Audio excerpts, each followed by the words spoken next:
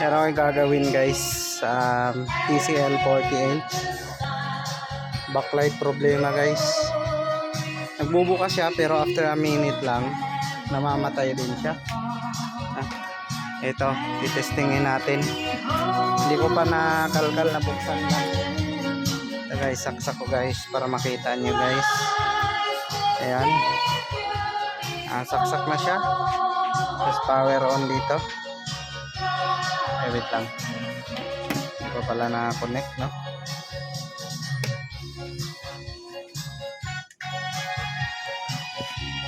Ito yung power niya. Ito yung remote niya.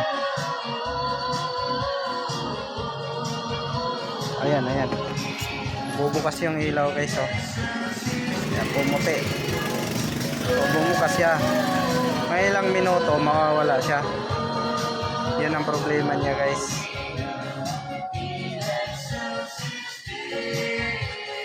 Yan, may ilang minuto yan, mawawala yan. Bumukas yan. Yan, ah. May ilang minuto, mawawala. Pagka uminit na siya, mawawala yung ilaw. Alright, pause ko muna guys. Haba yung video guys. Update ko lang mamaya.